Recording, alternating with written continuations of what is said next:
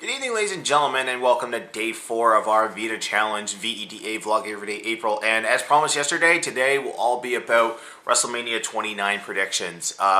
We've got, now they say 10 matches, but we all know one of them is the pre-show, and no one gives a flying fuck about the pre-show because it's something that's just slapped on the DVD when you buy it later. If you're not on the main card, you're not on the main card. I don't care if you're put on at 7 o'clock before the main show, I'm like, once your pop star of the flavor of the month comes on to sing America the Beautiful, boom, that's it. Show starts.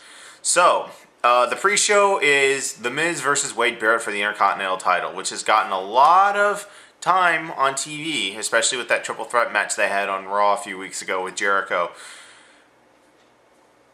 I'm going to say right now, the Intercontinental title doesn't mean anything right now.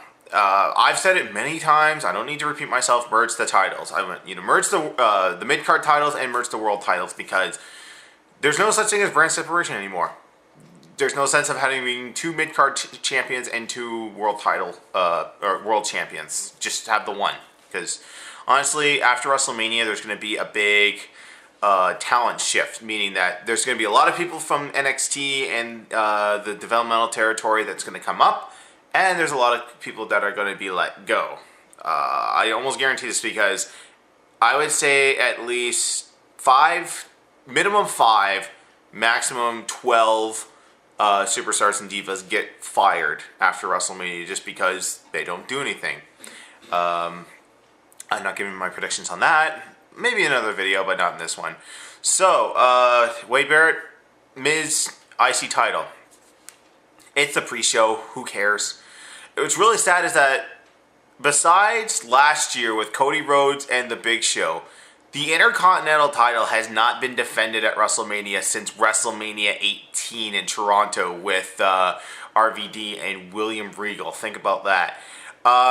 Some people could argue that JBL defended it against Rey Mysterio, and Rey Mysterio beat him, and that's when he retired from in-ring competition.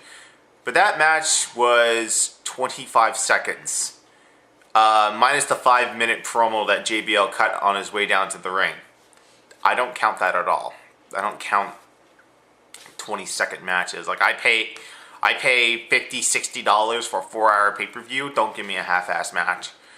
And I'm hoping that's not going to happen. Actually, one will happen. I'm going by WrestleZone.com's list of matches because I can't really navigate the WWE site anymore. So we've got an 8-person tag match. Fun, tons of funk. Brodus Clay, Tenzai, who's been turned into Sweet Tea. Cameron and Naomi versus Team Rhodes Scholars, Damien Sandow and Cody Rhodes, and the returning Bella Twins, Nikki and Brie. I really don't care who wins this. It doesn't matter in the long scheme of things. And I'll tell you why I don't care. Think right now, the Divas title's not up for grabs. A lot of people were speculating that it was going to be Caitlyn versus AJ.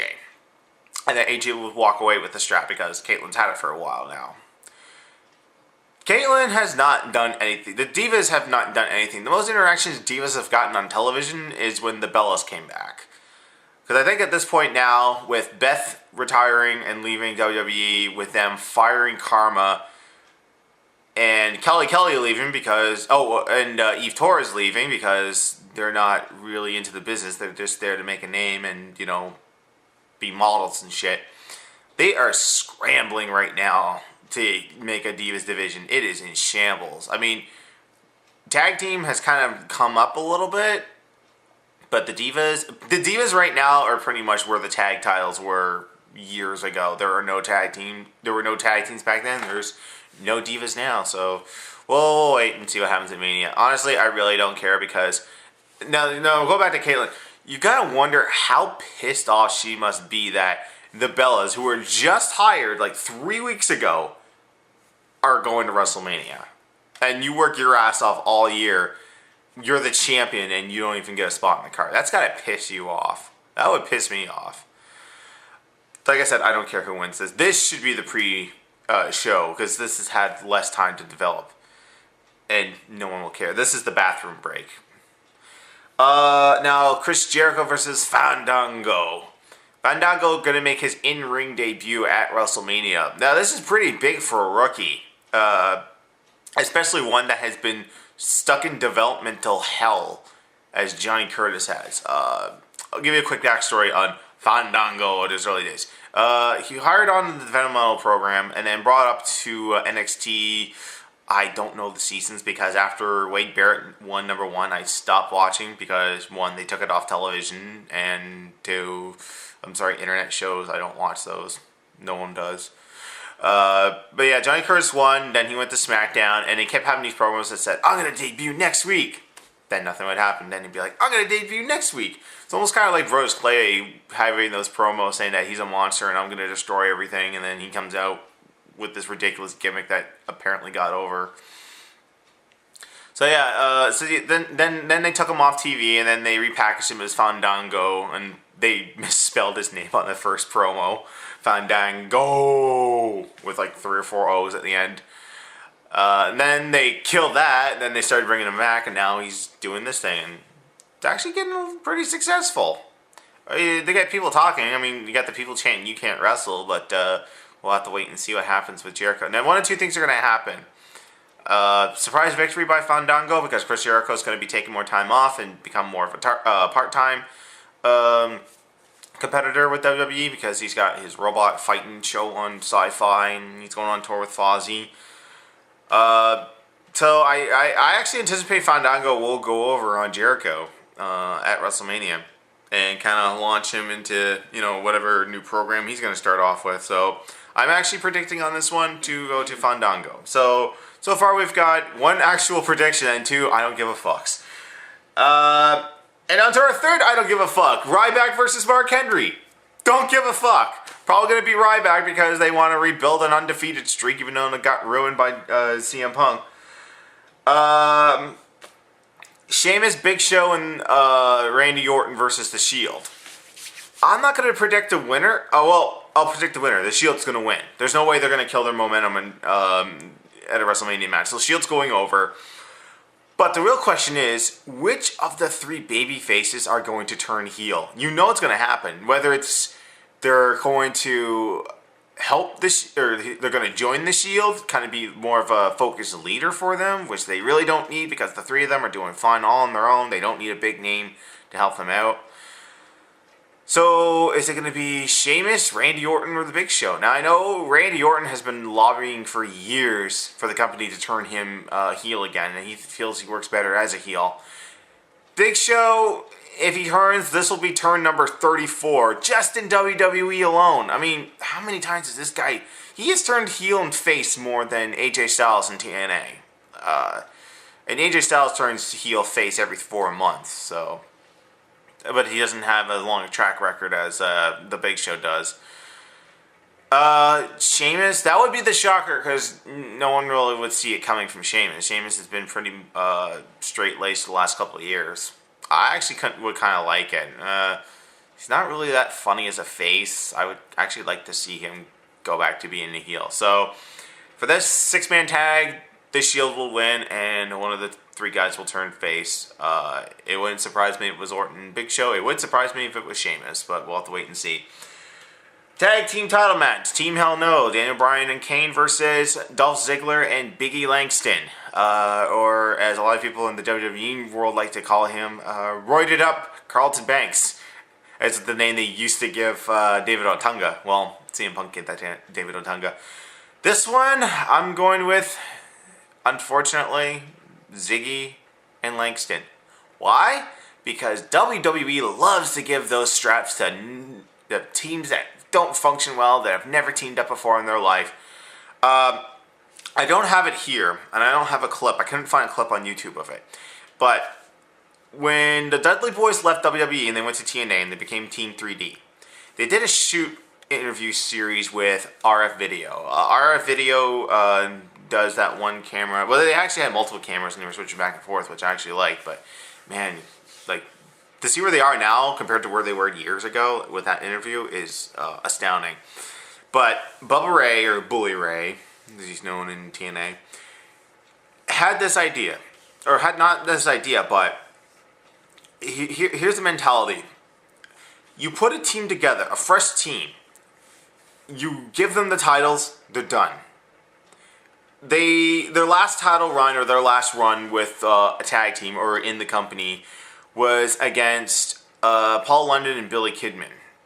And they just threw them together, and I guess the way that Bullet Ray describes it, they pulled him aside and said, yeah, we want you to drop the straps to London and Kidman. And he said, why?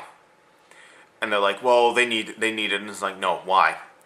And it's like, oh, they need to be champions. And he just stopped. He gave up. He's like, all right, fine. And he said even London and Kidman knew. It's like, this doesn't feel right. Why do we have these belts? And I'm like, exactly. You give a belt to somebody too early, they're done. And that's what happened. They were done. Kidman turned heel, and that was it. Gail Kim, first day in WWE, wins the women's champion. Wins the women's title. Done. You give a belt to someone too early, they're done. If they don't run with it, they're done. So this is what's going to happen. Like, Dolph Ziggler and Big E Langston are going to win the belts. Maybe Daniel Bryan and Kane will feud with each other. Yeah, that's the unfortunate truth. That's what's going to happen. I mean, look how long they've held the belts for. They technically should have dropped it to Team Road Scholars months ago. Months ago they should have dropped them, but they've been an entertaining tag team. They've had entertaining segments, so keep them on them, I guess. But I think it's run its course. There's going to be more of a feud between the two, and Dolph Ziggler and Big E Langston don't need the belts, but because they're thrown together a tag team, they're automatically going to win it. That's just WWE's booking. Now we get into the mains. CM Punk versus The Undertaker. Come on. Punk's not going to end the streak. No one man is good enough to end The Undertaker's streak. No one. Not your Shawn Michaels, not your Triple H's, not even almighty best in the world wrestling god, CM Punk. I like Punk a lot. I mean, it's just not going to happen. Unfortunately, and this is actually a match I didn't really want. I actually wanted, after the spectacular match Cena and Punk had on Raw, where Cena's title match was on the line, it should have been a triple threat. I still wish they didn't kill the whole CM Punk Rock feud like that. Like, they just make it a triple threat. Put all three of them in the ring, and I guarantee you would have one of the best WWE Championship matches in a long time. Whether Punk would have Punk got the title back, or Cena would have won, would have been better. But no, we got CM Punk versus Undertaker. Could have been an entertaining match. There might even be some points there where you think that Punk's going to break the streak. I guarantee you, I'm putting money on it. Undertaker's streak will never, ever be broken. Now, before we get into the other, I'll touch on the whole Paul Bearer thing. At first, I didn't like it, but I heard that WWE did actually contact the family of William Moody, aka Paul Bearer, and request if they could use Paul Bearer's name, likeness, and all that for this storyline, and the family signed off on it. Last Monday, Paul Heyman comes out dressed as Paul Bearer in this with the Druids and all that. CM Punk attacked him and then dumped the ashes out of the urn, which we all know is not Paul Bearer's real ashes. Nobody would believe it. But man, like, this gave him a lot of heat. At first, I was a little reserved, but when I found out the family was okay, I was like, all right, if the family's okay with it, then fine. You know, I have no reserves about it. But then I found out that on Facebook that Michael Moody, which is William Moody, Paul Bearer's son, took to Facebook and said, I didn't really like that. I know I signed off on it, but I didn't like it. And then after a while, he posted on Twitter too. He said, it's like, I understand why it had to be done. It was just, as his son, it was hard to watch. I mean, they're drawing that fine line right now. I mean, they're in a PG era. People are claiming for the Attitude Era back. I am going to make a full video about what you think the Attitude Era is as opposed to what it truly is. I'll just say right now, the Attitude Era is about the 3 B's. Bad language, boobs, and blood. That's all the Attitude Era ever was. You had people swearing, you had girls closely, really, really showing their tatas, and you had people bleeding profusely for no apparent reason. Like in ECW, where you got guys giving like 25 chair shots, and then the next match you only see one, and that was the one that busted the guy open. I'm so glad that people don't blade anymore, unless it's Punk, and then he gets fined for it. But I'm glad people don't blade it anymore, because in the long run, it's really gonna all that blood loss. It can't be good. Plus, your forehead's gonna get all scarred up to shit, and it's gonna look all weird. Hey, look at Dusty Rhodes. Look at New Jack. Look at New Jack and that big fucking thing on the top of his head. That's just that's all scar tissue because of the amount of times he's bladed. And I'm so glad that they don't do that anymore. But yeah, CM Punk Undertaker wins it. The no holds barred match, and Hunter's career is on the line. Brock Lesnar against Triple H. Does it really matter if his career is over? His career's been over for a couple of years now. He's come out to wrestle Undertaker twice at WrestleMania. Then he'd have a match against Brock Lesnar, and then he'd have a match against CM Punk. I mean, come on. Triple H is a part-timer now. I mean, he's too busy working behind the scenes now to wrestle Matt. I actually think this would go to Brock Lesnar. I think this will be a Triple H. This is his swan song. He goes out in a blaze of glory against Lesnar. But apparently, because of Monday night, Shawn Michaels will now be at WrestleMania in Hunter's Corner. So you never know. If this is the last thing Triple H ever does in the ring, I'm happy with it. Actually, the last thing that should have happened was WrestleMania. But then again, all the advertisements, end of an era, once in a lifetime. Big old fucking lie. We're all doing it over again this year. This would probably be the show opener. Alberto Del Rio versus Jack Swagger for the world title. Now, if you had asked me 3 or 4 weeks ago when Jack Swagger got busted for the DUI and having pot in his car, I would say that Del Rio would retain, and this would be probably almost as short as Sheamus's match last year. But he's actually got a lot of steam on him with this whole We the People, and Zeb Coulter, which a lot of people didn't know who he was initially. And me too, because I kind of looked at him and was just like, isn't that JBL's old manager when he was like a blackjack, or he was like the old Texan thing? And man, this guy goes back. He managed fucking The Undertaker in his early days. Like that big old freaking mustache out there here. Gotta love that. So I really am up in the air. I would still say Del Rio hangs on to the title, but if you asked me 4 weeks ago, but now I'd say Swagger, if he can get all this legal stuff taken care of, we could have him as the new world champion. Never know. But then again, there's the wild card factor in that Dolph Ziggler may cash in Money in the Bank after the match on whoever and win the title. So, which is, I called it back. We're almost going on 8 years now from the inception of Money in the Bank. I called it when Edge won it. I said the smartest thing for Edge to do is cash it in right at the end of the show, where the champion is weak. I mean, he did strong, he did his finisher, and he's up, and he's crying, he's like, I won the title, and then you hear, and out he comes, he gives the briefcase, and then he cashes in and wins it. That would have been awesome. No one's done that at the show. The quickest turnaround for Money in the Bank was the Mania that Swagger won it, because he tried cashing in on Monday, and then he cashed in on Tuesday against Jericho. So, yeah, that's a wild one, but I would still say, okay, official prediction, Del Rio retains, Ziggler cashes in and wins. Now, okay, let me go back to the ones I said I don't care about. Let me give some actual predictions. The pre-show, no one cares about it because it's a pre-show, no one watches it. I still say Wade Barrett retains. Wade Barrett is doing so well with the IC title. I wish he could do more, but what are you going to do? The 8-man tag, give it to the heels. We don't really need a 5-minute long dance sequence after the Tons of Funk win.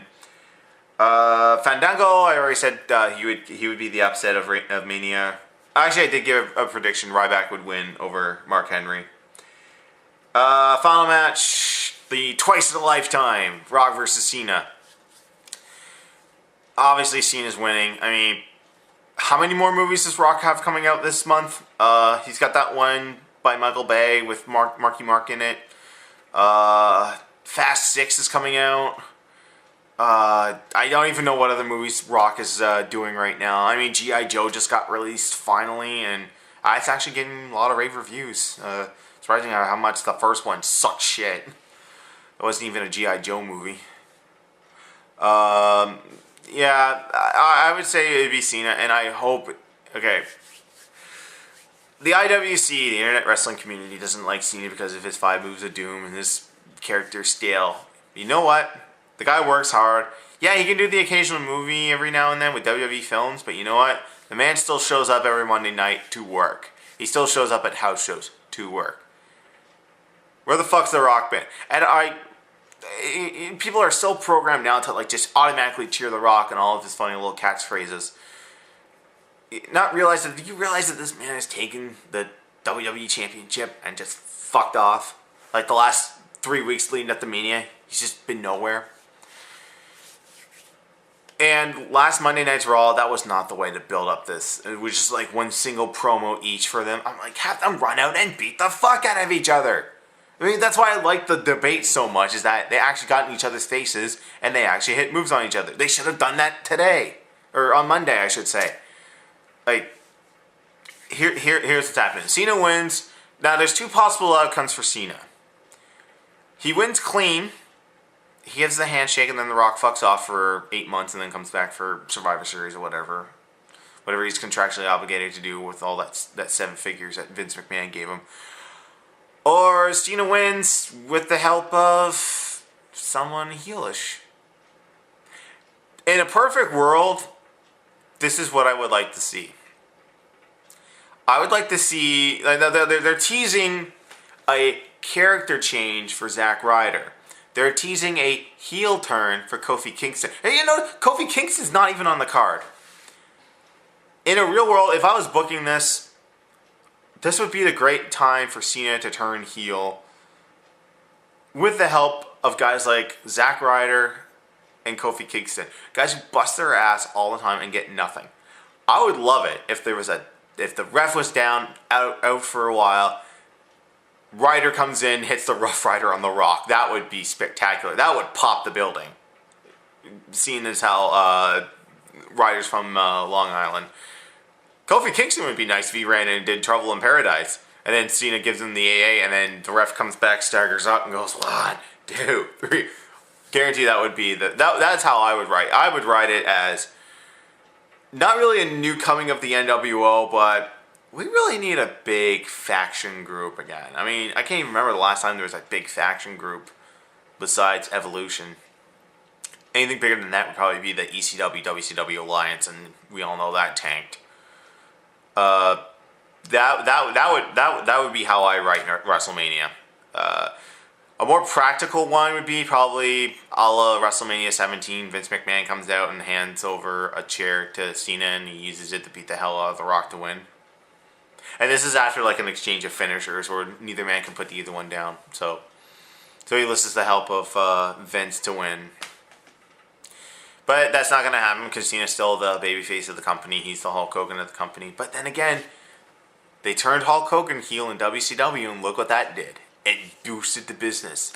I honestly think a Cena heel turn could boost the business. But then again, you're going to get the opposite. You're going to get, we're now as the 18 to 30-year-old demographic boo the hell out of him because he's so stale and he only has 5 moves of doom. Newsflash, people, every wrestler has 5 moves of doom. They have 5 moves that they pull out. It's just the baby faces that do them in a certain sequence. Every wrestler has 5 moves of doom. Maybe once in a while they'll throw in another move there, but you know what? When you get down to it, everyone has it. CM Punk had 5 moves of doom when he was a face. When you're a face, you have 5 moves because it's the heel's job to keep the face down, hit him with a whole lack of moves, and then the face to make his comeback with the 5 moves of doom. So everyone has them. I don't know why you're just bitching about Cena having them because everybody has them. You just do it because Cena's an easy target. Anyways, this prediction has become a big wrestling rant like he always does. So those are my predictions. We'll see how they go. Sorry this video was so long, but you know I was going to get off on tangents and stuff like that. That's what my wrestling videos are usually like because I'm so fucking passionate about it. But this is day 4 of the V.E.D.A. challenge, V.E.D.A. vlog every day April, and I will see you on Friday for day 5.